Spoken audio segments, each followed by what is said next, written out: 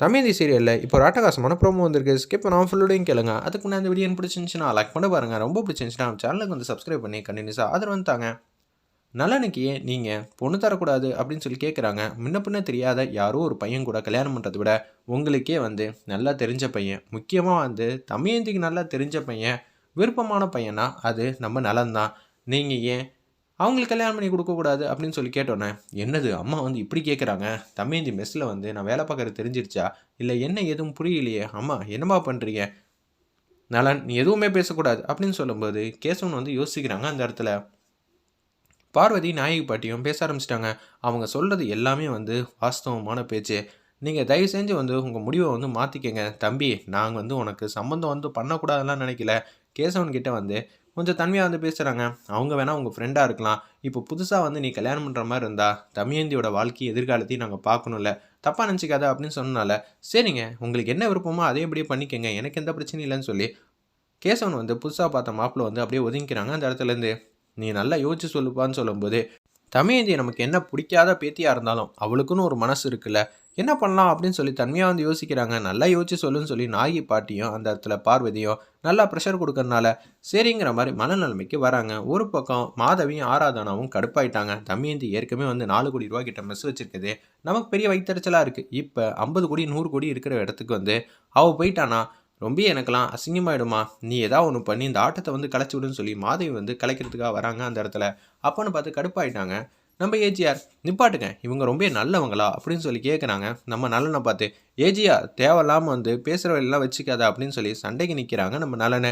அவன் ஏதாவது சொல்லிக்கிட்டு தான் இருப்பான். என்னை பற்றி தமயந்திக்கும் இந்த ஃபேமிலிக்கும் தெரியும் நான் தப்பான பையன் கிடையாது அப்படின்னு சொல்லும்போது, டேய் நீ தப்பான பையன் இருக்கியா இல்லையாங்கிறது இங்கே கண்டென்ட் இல்லை, நீ யார் என்ன எதுன்னு டீட்டெயிலாக வந்து சொல்லணும்ல, சொல்கிறத கேளுங்க அப்படின்னு சொல்லிட்டு தமயந்தி ஒரே ஒரு விஷயம் தான் சொல்லணும். ஆரம்பத்துலேருந்து 4 கோடி ரூபாய்க்கு 5 கோடி ரூபாய்க்கு உன் மெஸ்ஸை வந்து வாங்கணும்னு சொல்லி ஆர்வமாக ஒருத்தர் இருந்தாங்க தெரியுமா, அது எப்படி உங்களுக்கு தெரியும், எனக்கு தெரியும், ஏன்னா அவன் வேறு யாரும் இல்லை, என்னோட பிஸ்னஸில் நம்பர் 1 இடத்துல இருக்கிற மிஸ்டர் நலன் தான் அப்படின்னு சொன்னோன்னே அந்த ரெஸ்டாரண்ட்டோட பேர் வந்து சொல்லிடுறாங்க. நீங்களும் என்னை ஏமாத்துறதுக்கு தான் வந்தீங்களா, இதை நான் கொஞ்சம் கூட உங்கள்கிட்டருந்து எதிர்பார்க்கவே இல்லை. ஐயோ இப்படி ஒரு பிரச்சனையை வந்து உண்டாக்கிட்டானே, இப்போ ரெசிபிக்காக தான் வந்து பர்ஃபார்ம் பண்ணுற மாதிரி ஆல்மோஸ்ட் எல்லாத்தையும் சொல்லிகிட்டு இருக்கான். அவன் என்னை பற்றி சொல்கிறது எல்லாமே வந்து போய் தான் அப்படின்னு சொல்லிடுறாங்க. அந்த இடத்துல அவனுக்கு பொறாமல், அவனும் தானே ரெசிபி வாங்கணும்னு சொல்லிட்டு தானே இது மாதிரி பண்ணான், நீயும் ரெசிபி வாங்கணும்னு சொல்லிட்டு தானடா இங்கே வந்து இருந்த அப்படின்னு சொல்லி 2 பேரும் வந்து சண்டைக்கு வந்து நிற்கிறாங்க.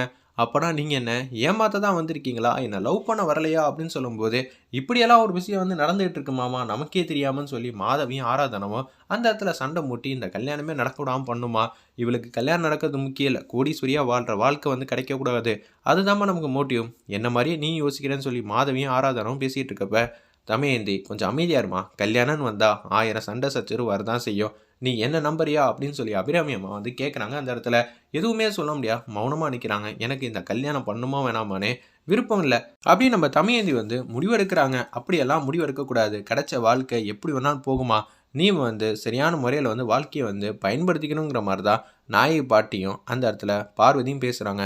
ஓ மனசுக்கு பிடிச்ச பையன் நலன் தான், அது உண்மையா பொய்யா அதை மட்டும் சொல்லுங்கிற மாதிரி பேசும்போது எஜிஆர் வந்து கடுப்பாயிட்டாங்க.